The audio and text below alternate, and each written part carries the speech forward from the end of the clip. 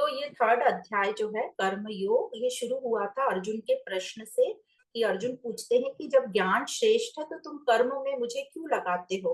और आगे बोलते अर्जुन बोलते मैं कल्याण को प्राप्त हो सकूं ऐसा मार्ग बताइए।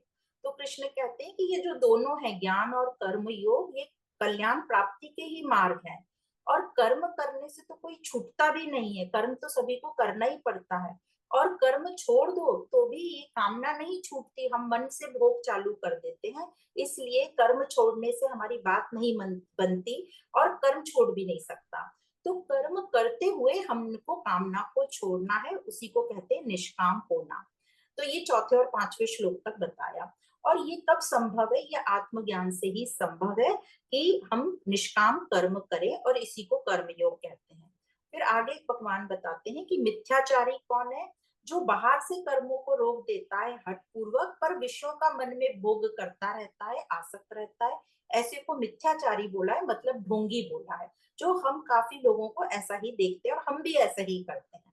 फिर आगे भगवान कहते हैं कि श्रेष्ठ जन वो हैं जो जान गए। किसको जान गए? संसार को और स्वयं को, कि ये जो संसार है इससे मुझे पूर्णता प्राप्त नहीं होगी। तो वे लोग अनासक्त होकर कर्म करते हैं। तो कैसे कर्म करते हैं? जो सही कर्म है वही करते हैं, उसका परिणाम जो भी कुछ हो उसे स्वीकार करते हैं, उसी को शुभ मानते हैं। तो ये श्रेष्ठ हुआ। अब श्रेष्ठ ये हुआ कैसे? ये आत्मज्ञान से श्रेष्ठ हुआ, उसने अपने ऊपर मेहनत करी है तभी वो श्रेष्ठ हुआ है।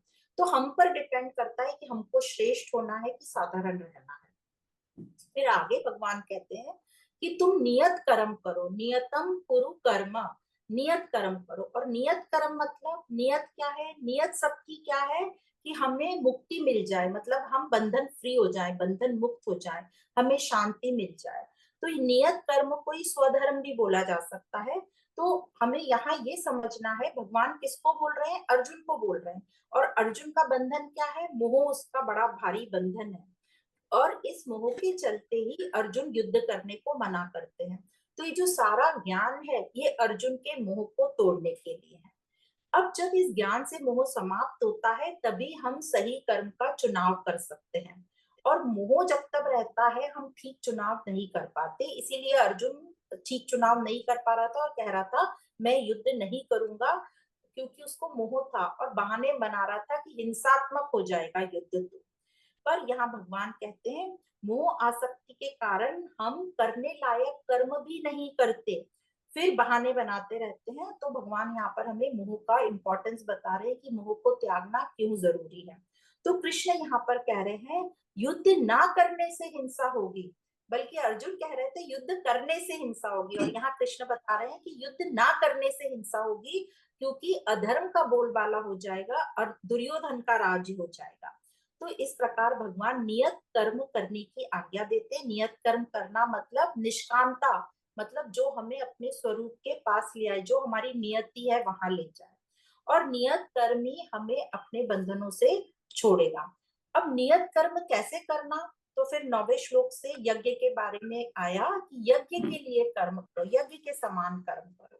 तो यज्ञ शब्द सुनते से ही हमारे मन में यज्ञ वेदी, हवन कुंड, मंत्र उच्चारण, सोहा, अग्नि, ये सब आ जाता है।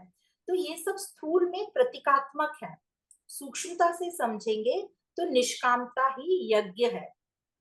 और वेदांत में, अद्वैत वेदांत में या गीता के अनुसार कर्तव्य कर्म, नियत कर्म, यज्ञ, ये सब एक ही है और ये सब निष्कामता ही कहलाते हैं।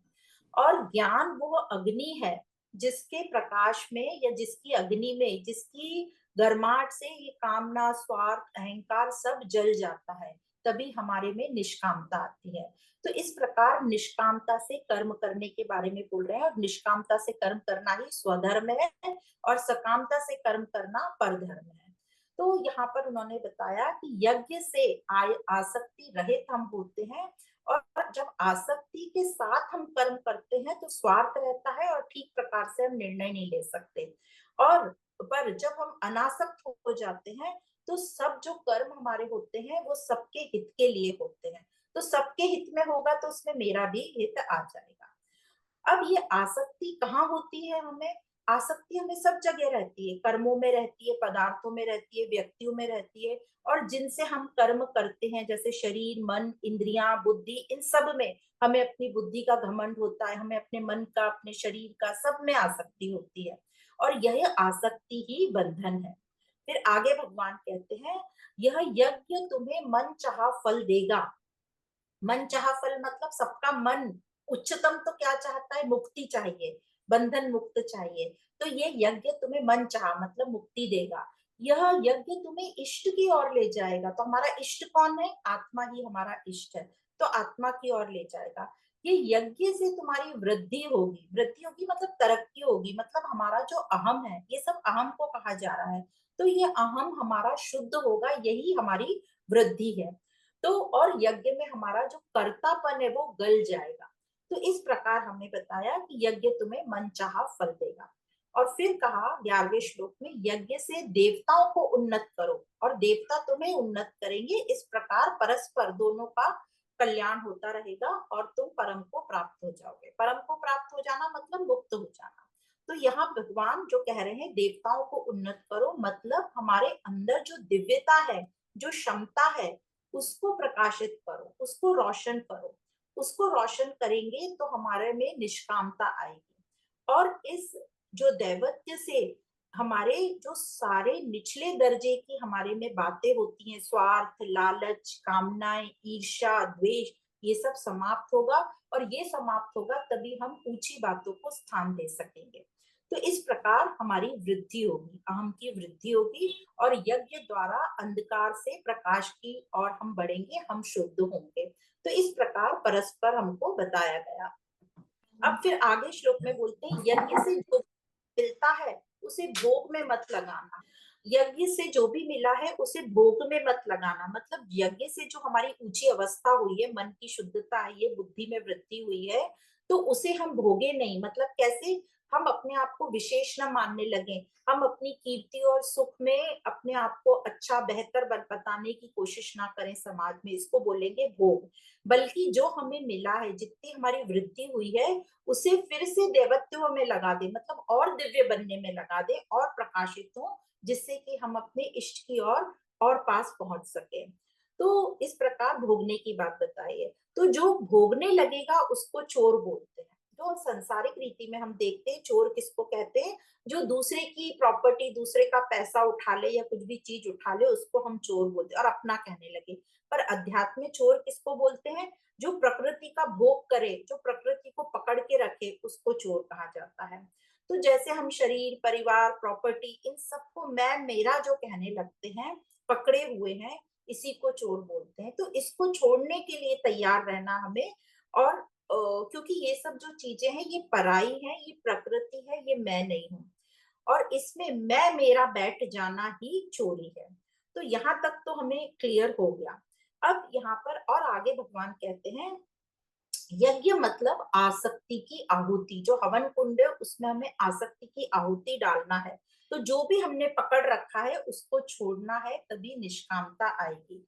तो प्रॉब्लम कर्मों में नहीं है, विषयों में या संसार में नहीं है, प्रॉब्लम है आसक्ति में।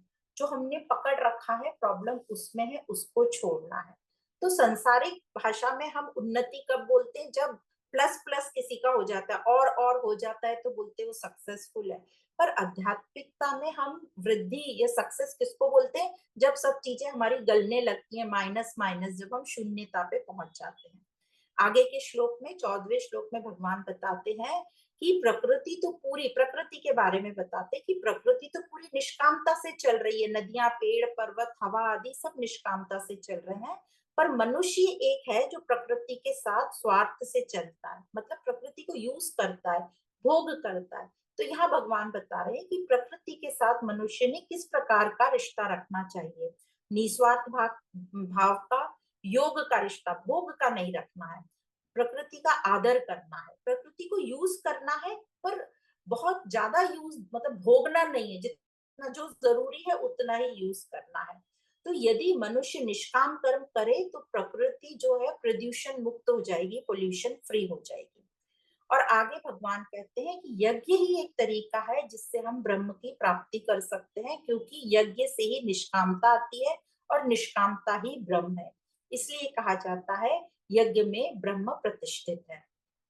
तो हम अपने आप की जांच करें कि हम कितने ब्रह्म में हैं। यदि हम जांचना चाहें कि मेरी कितनी प्रगति हो रही है अध्यात्म में, तो हम यह तरीका हो सकता है कि हमारा जीवन कितना यज्ञ बन रहा है, वो हम देख लें तो हमें समझ में आएगा कि हम कितने आगे बढ़े या हमारी कितनी अध्यात्म में प्रगति हो रही है या ब्रह्म में हम स्थापित हैं। तो यह देख लो कि हम कितना यज्ञ कर रहे हैं। फिर आगे भगवान बोलते हैं जो भोगों में पड़ा रहता है, जीवन यज्ञ की तरह नहीं जीता, वह पापी है, पापमय जीवन व्यतीत करता है। और हम ज्यादातर लोगों को तो यही देखते हैं कि वो इसी प्रकार का जीवन व्यतीत करते हैं, इसलिए सृष्टि में इतनी अशांति फैली हुई है। और आगे 17 नंबर के श्लोक में कहते हैं जो ज्ञानी जन है उनके लिए कोई कर्तव्य कर्म नहीं है, क्योंकि वो ऑलरेडी निष्कामता में ही जी रहे हैं, तो वो कर्तव्य कर्म ही कर रहे हैं, तो उनके लिए अब कुछ शेष है नहीं ना। वो अपने आप को पूर्ण, वो जान गए हैं कि मैं हूँ, वो अपने आप में पूर्ण है। तो इसी प्रकार हम अपने आप को बार बार याद दिलाएं कि मैं हूं ही अंदर से पूर्ण, मुझे बाहर से किसी से कुछ नहीं चाहिए, तो हम निराशी हो सकते हैं और हम अपना जीवन ज्यादा दुख मुक्त बिता सकते हैं। पर जो अज्ञानी होते हैं, जो अपूर्ण होते हैं, उनके लिए तो कर्तव्य कर्म है, क्योंकि उनको बताना पड़ेगा कि तुम अपूर्ण नहीं हो, तुम पूर्ण ही हो। इसलिए उनको याद दिलाना पड़ता है कि तुम सही कर्म करो, स्वधर्म में जियो। और आगे भगवान कहते हैं कि ये जो कर्म योगी महापुरुष होते हैं, वे कर्म तो करते ही हैं, उनसे कर्म होते हैं, वो करते नहीं हैं। तो जो वो कर्म उनसे होते हैं वो दूसरों के हित के लिए होते हैं, क्योंकि उनकी खुद की कामना तो कुछ बाकी ही नहीं है, क्योंकि वो अपने आप को जान गए कि हम पूर्ण हैं, या वो ये जान गए हैं कि भले ही मैं अपूर्ण हूं, पर ये संसार से मुझे पूर्णता प्राप्त नहीं हो सकती। इसलिए अर्जुन को कहते हैं अर्जुन तुम भी निष्काम भाव से कर्तव्य कर्म करो और परम की प्राप्ति करो, जिससे तुम्हारा कल्याण होगा। क्योंकि अर्जुन ने यही पूछा था, वह रास्ता बताओ जिससे मेरा कल्याण हो। तो कर्तव्य कर्म करने को बोल रहे हैं। कर्तव्य मतलब जिसको हम कर सकते हैं और जिसको करना अति आवश्यक है और जिसको करना अवश्य चाहिए हमें, या ऐसा समझ लीजिए अपने स्वार्थ का त्याग करके दूसरों के हित के लिए जो करना, वही कर्तव्य जो कर्म है वो, मतलब वही कर्तव्य कर्म है। और कर्तव्य का संबंध परहित से है, स्वार्थ से नहीं। तो निष्कामता ही कर्तव्य है। तो फाइनली हमको ये समझ में आता है कि निष्कामता ही कर्तव्य है। फिर भगवान कृष्ण एग्जाम्पल देते हैं राजा जनक जैसे महापुरुषों का, जो कर्म योग के द्वारा ही परम सिद्धि को प्राप्त हुए, जिन्होंने लोक संग्रह मतलब लोक कल्याण के लिए कर्म करते हैं। लोक कल्याण मतलब भौतिक सुरक्षा और मानसिक सुरक्षा। तो भौतिक सुरक्षा तो काफी लोग कर देते हैं, जैसे भोजन पानी कपड़ा, या अपने किसी की सुरक्षा के लिए शरीर का शोषण नहीं हो, इस प्रकार की सुरक्षा तो देखी फिर भी जाती है। पर मानसिक सुरक्षा मतलब असत से हटाकर सत से जोड़ना, ये बहुत बड़ा योगदान है और बहुत बड़ा लोक संग्रह है, यहाँ बहुत कमी रह जाती है। तो कृष्ण भगवान राजा जनक जैसे सभी महापुरुषों का उदाहरण देते हैं कि इन्होंने भी ये करके परम पद को प्राप्त किया है, तो तुम भी करो। और फिर आगे कहते हैं जैसा श्रेष्ठ लोग आचरण करते हैं दूसरे उनका अनुसरण करते हैं। तो जैसे पहले बताया गया कि अब तुम डिसाइड करो कि तुम्हें श्रेष्ठ बनना है या साधारण बन के श्रेष्ठ का अनुसरण करना है। और फिर भगवान खुद का एग्जाम्पल देते हैं कि मेरे लिए तो कोई भी कर्म बाकी नहीं है, फिर भी मैं निष्कामता से कर्म में लगा हुआ हूँ। मैं सावधानी पूर्वक पूरी ईमानदारी से कर्म करता हूँ। और यदि मैं कर्म ना करूं, ऐसा हो तो नहीं सकता कि भगवान कर्म नहीं करें, क्योंकि वो तो सत्यनिष्ठ हैं, उनसे तो कर्म हो ही जाते हैं। तो कृष्ण कह रहे हैं कि ऐसा हो नहीं सकता कि मैं कर्म नहीं करूं, मतलब मैं आलस में तो पड़ा नहीं रहूंगा, अहंकार में तो वो रहेंगे नहीं कृष्ण, क्योंकि वे जैसे बताया कि वे तो सत्य में स्थापित हैं। तो बता रहे हैं कि यदि भगवान ही कर्म करना छोड़ देंगे, आलस में पड़ जाएंगे, एग्जाम्पल समझो थ्योरेटिकली अहंकार में पड़े रहेंगे, तो बाकी जो मनुष्य हैं उनकी देखा देखी वो भी अहंकार और आलस में पड़े रहेंगे, और ये सृष्टि नष्ट होने लगेगी, भ्रष्ट होने लगेगी। तो कर्म करना तो अनिवार्य है, पर आसक्ति रहित होकर। और फिर आगे 25वें श्लोक में कहते हैं, जिस प्रकार अज्ञानी अपने कर्म में इतना उत्साह रहता है, तत्परता पे रहता है, इतना आनंदित मतलब आनंद उत्साह के साथ कर्म करता है, उसी प्रकार ज्ञानी जन क्यों नहीं करते, मतलब वो सत्य का बोलबाला या ढोल क्यों नहीं पीटते हैं।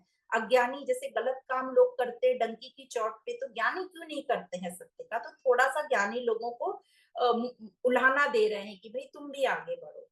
और फिर आगे भगवान बोलते हैं कि जो ज्ञानी जन है वो अज्ञानियों की आसक्ति का परिणाम बताओ उनको, कि आसक्ति का परिणाम क्या होता है। आसक्ति का परिणाम है दुखी रहना या दुख सुख के बंधन में पड़े रहना।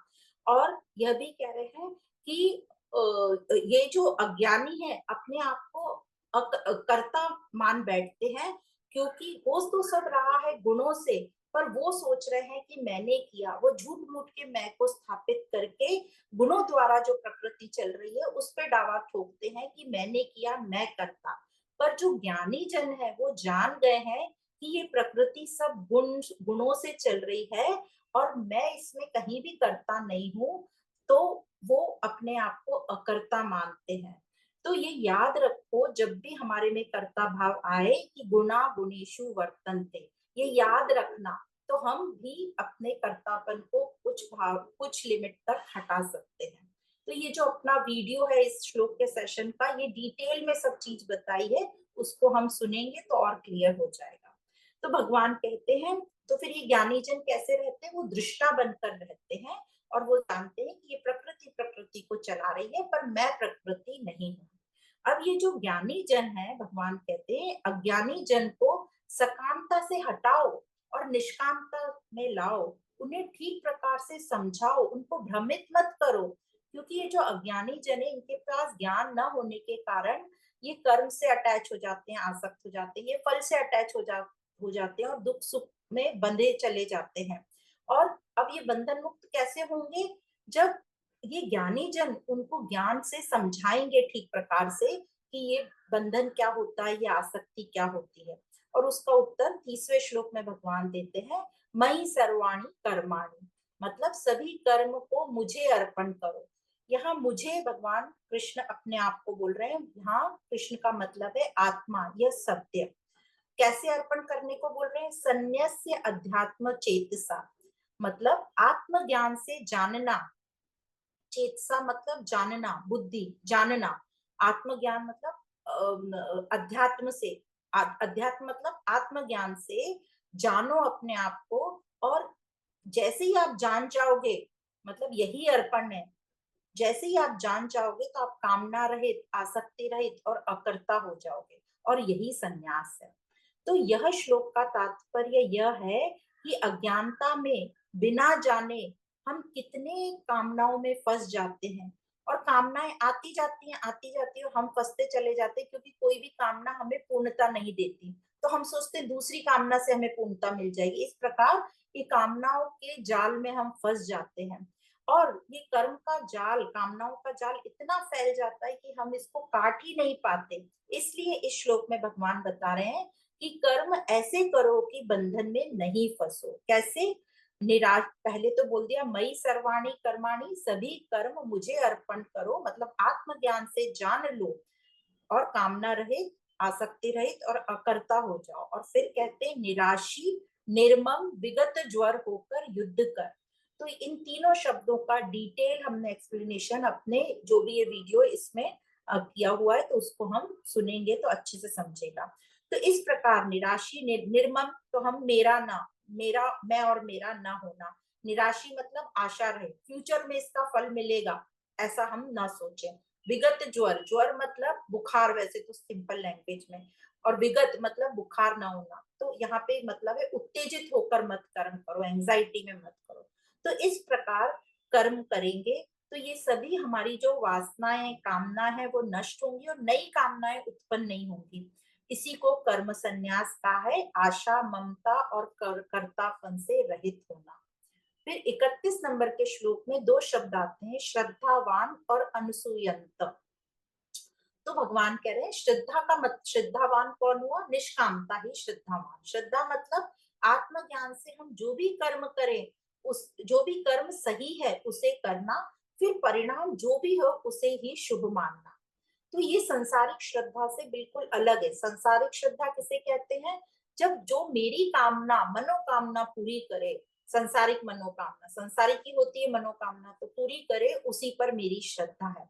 तो ये संसारिक श्रद्धा झूठी श्रद्धा होती है, पर असली में श्रद्धा का मतलब है निष्कामता, मतलब आत्मज्ञान से जो सही कर्म है वो ईमानदारी से, पूरी तत्परता से, उत्साह के साथ मुझे करना है।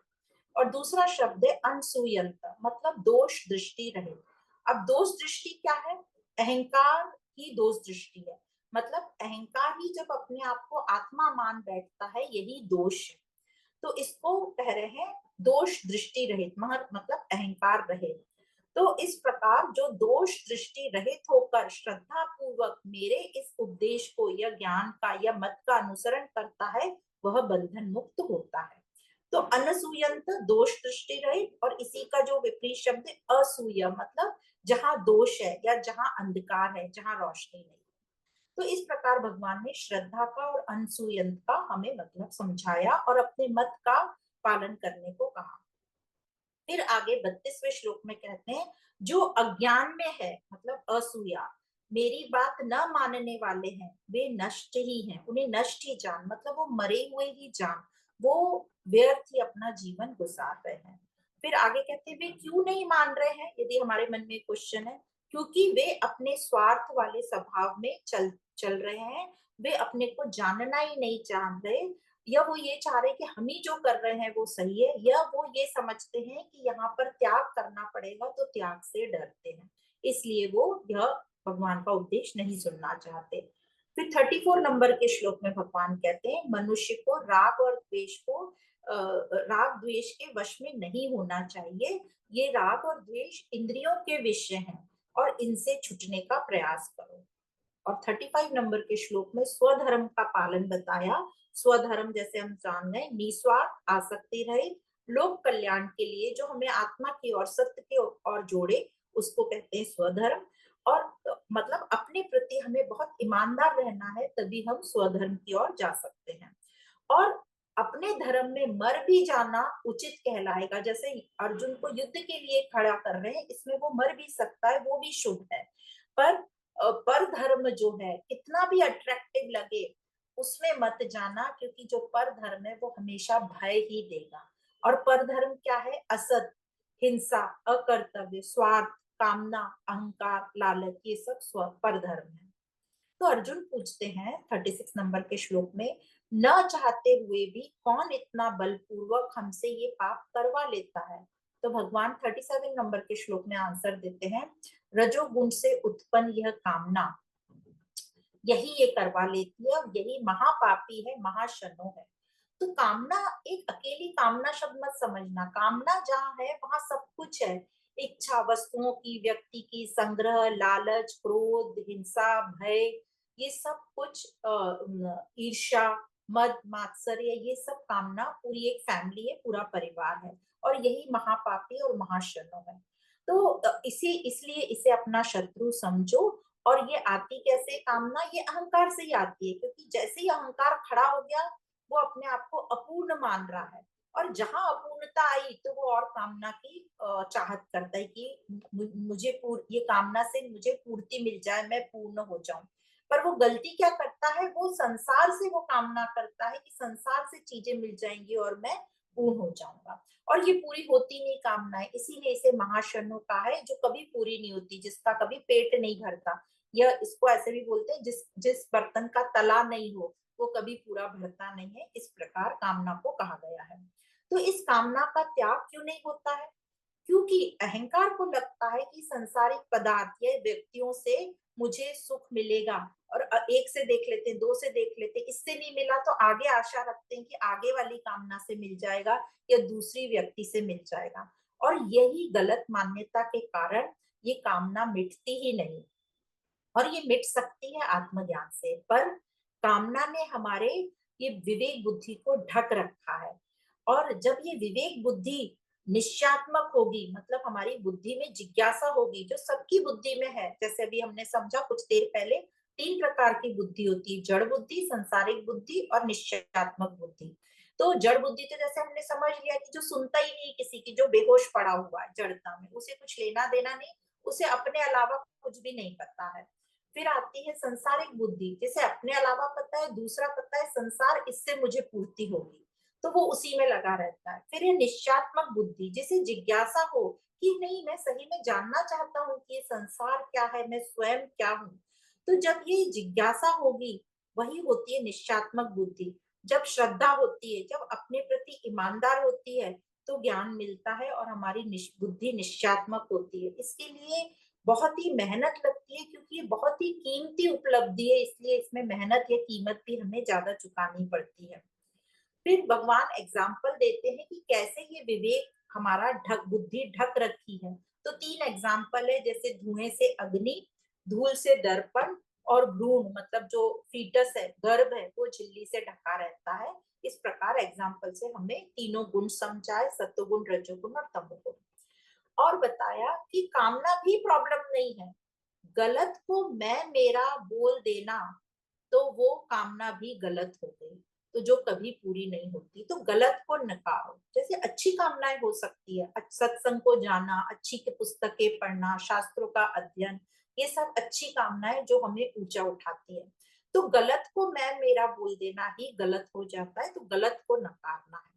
फिर 39 नंबर के श्लोक में भगवान बोलते हैं कि काम ज्ञानियों का नित्य वैरी है, क्योंकि ज्ञानी लोग इस काम को पहचान जाते हैं, पहचान गए हैं और उनका नाश करते हैं, इसलिए वो उनका नित्य वैरी। नित्य क्यों? नित्य इसलिए क्योंकि ये कामना हमेशा बनी ही रहती है, यह कर्तापन खत्म ही नहीं होता है। हमारा कर्म खत्म हो गया, पर उस कर्म से आसक्ति या कर्तापन बना ही रहता है। बरसों तक बोलते रहते हैं मैंने किया, मैंने किया, और उसके फल को निहारते रहते हैं या उसके फल की आशा रहती है। इसलिए ये जो काम है, कि ज्ञानियों का नित्य वैरी बना रहता है, और ज्ञानी इसको जांच लेते हैं और उस पर काम करते रहते हैं, उसका नाश करते हैं। फिर 40वें नंबर के श्लोक में भगवान कहते हैं ये काम के रहने के स्थान बताए गए कि कहाँ कहाँ ये रहता है, क्योंकि यदि हमको उसका एड्रेस मालूम होगा तो ही हम उस पर अटैक कर सकते हैं। तो बताते हैं इंद्रियां, मन, बुद्धि और फाइनली अहम ही उसका निवास स्थान है। और भगवान अब यहाँ पर 41 नंबर के श्लोक में कहते हैं इस काम को नष्ट करना है, उसकी आज्ञा देते हैं। तो सबसे पहले तो भगवान कहते हैं कि जो कामना क्यों नष्ट करना है इसे, क्योंकि ये हमें सच से दूर रखती है, बाहर की बातों में अटकाए रखती है। तो सबसे पहले तो भगवान सबसे नीचे लेवल इंद्रियों पर बोलते हैं काम करने को, कि इंद्रियों को अपना सहज कर्म करने दो, और इंद्रियों को अपनी पसंद और नापसंद में मत अटकाओ, उनको सहज रहने दो। तो अहंकार को वहां से हटाना पड़ेगा, इंद्रियों को सहज कर्म करना। ये भी हमने अपने डिटेल सेशन में अच्छे से लिया है, वहां हम सुन लेंगे। और फिर भगवान कहते हैं 42 नंबर के श्लोक में कि किसका सहारा लेकर हम इस काम का नाश कर सकते हैं। तो यहाँ भगवान ने हमें शरीर, सबसे नीचे बताया स्थूल शरीर, फिर इंद्रियां बताया, मन, बुद्धि, और यह बताया कि स्थूल शरीर से श्रेष्ठ इंद्रियां हैं, इंद्रियों से मन श्रेष्ठ है, मन से बुद्धि श्रेष्ठ है। तो जैसे कि अभी हमने थोड़ी देर पहले सब समझा कि शरीर जो है, स्थूल शरीर मतलब जड़ शरीर, उसमें अपना कुछ नहीं है। मतलब जब वो तमोगुण में बेहोश पड़ा रहता है तब कुछ नहीं है, पर जब जागृत शरीर है तब इसकी इंद्रियां इंफॉर्मेशन बाहर से कलेक्ट करती हैं। तो इंद्रियां कुछ तो काम करती हैं, बाहर से इंफॉर्मेशन डाटा लाती हैं, मन को देती हैं। और मन जो है, इस इंद्रियों का जो भी डाटा आया है उसको व्यवस्थित रूप से सुनियोजित करती है अपनी सोशल और अपनी बायोलॉजिकल कंडीशनिंग के हिसाब से। बायोलॉजिकल मतलब अपने जैविक संस्कार, और सोशल मतलब अपनी सामाजिक और सांसारिक संस्कार जो हमें जन्म से ही मिले हुए हैं। तो शरीर को तो सबका सेम ही हमें बायोलॉजिकल कंडीशनिंग है, जैसे डर लगना, चीखना, भागना, कोई शेर आ गया या कोई ऐसे गलत आग देख ली तो दूर भागेंगे, इस प्रकार से। फिर संसारिक कंडीशनिंग मतलब जो हम जिस देश में, जिस समाज में, जिस घर में पैदा हुए, वहां हमें जो बताया जाता है क्या सही है क्या गलत है। इस प्रकार हमारे जो भी डिसीजन होते हैं, वो सब ये शरीर, समाज और संयोग के द्वारा होते हैं। सोशल और बायोलॉजिकल कंडीशनिंग, इसी को कहा गया है गुणा गुणेशु वर्तन्ते, मतलब ये सब हम गुणों से ही चलते हैं। पर हमारी ऐसी मान्यता है कि मैं करता हूँ, गलत मान्यता है। तो इसीलिए जो ज्ञानी जन है वो जानते हैं कि मैं कुछ नहीं कर रहा, मैं अकर्ता हूँ। पर जो अज्ञानी है वो नहीं जानते, ज्ञान ना होने के कारण उन्हें लगता है मैं करता हूँ। तो इस प्रकार भगवान ने बताया मन तक सब इंफॉर्मेशन आती है, मन उसका अनुभव करता है अपनी कंडीशनिंग के अनुसार। पर अब कौन सा अनुभव ठीक है और कौन सा ठीक नहीं है, ये कौन डिसाइड करेगा? ये बुद्धि डिसाइड करती है। बुद्धि में वो क्षमता है कि क्या सही है क्या गलत है, किसको मैं अपनाऊं और किसको छोड़ूं, क्या करूं क्या नहीं करूं।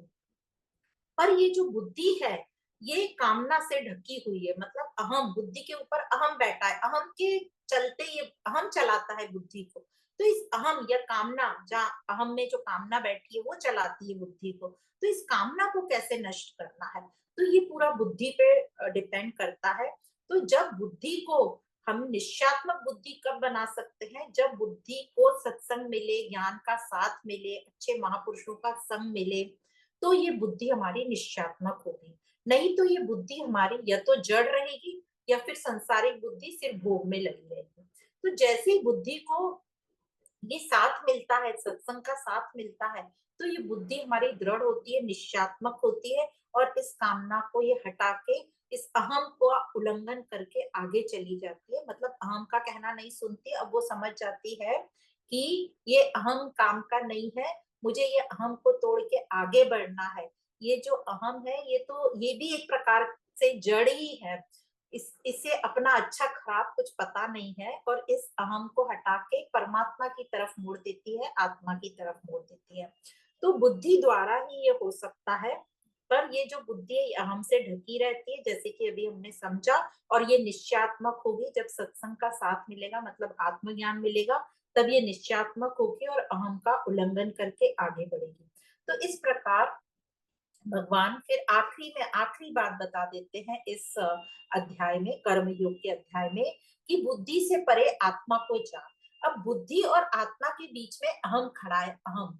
तो ये बुद्धि ही निश्चयात्मक होके इस अहम को तोड़ेगी और आत्मा की ओर जाएगी। तो यहाँ भगवान कहते हैं अपने द्वारा ही अपने को स्थिर कर, मतलब कोई दूसरा आपको नहीं कर सकता। अपने द्वारा ही मतलब आत्मज्ञान के द्वारा अपने को ही, मतलब इस अहंकार को स्थिर कर दे। स्थिर मतलब आत्मा, आत्मा कर दे, और इस काम रूप शत्रु को तू मार डाल। ये काम ही नित्य महापापी है और तेरा वैरी है। तो आत्मज्ञान से इस काम का नाश हो सकता है। मतलब अहम की परम तक की यात्रा इस अध्याय में बताई है। तो कर्म योग का अंत होता है आत्मज्ञान के साथ। तो आत्मज्ञान का जो महत्व है कितना बताते हैं कि आत्मज्ञान कितना जरूरी है। तो इस प्रकार ये कर्म योग का अध्याय यहाँ समाप्त होता है। मैं आपको एक डायग्राम बता देती हूँ। तो ये देखो निश्चयात्मक बुद्धि, जो काली लाइन है वो अहम है, काम है, जिसने बुद्धि को ढक रखा है, बुद्धि या विवेक कुछ भी बोलो। और ये बुद्धि जड़ होती है, संसारिक होती है, और निश्चयात्मक, ये सभी के पास बुद्धि रहती है। तो जो निश्चयात्मक बुद्धि है वो ज्ञान से अहम को क्रॉस करके ऊपर की ओर बढ़ जाती है। तो ये हमें समझना है, अपनी बुद्धि को ज्ञान सत्संग के साथ जोड़े रखना है, ताकि हम इस बुद्धि को निश्चयात्मक बुद्धि बना के इस काम का अतिक्रमण कर सके। तो ये था रिव्यू पूरे थर्ड अध्याय कर्म योग का।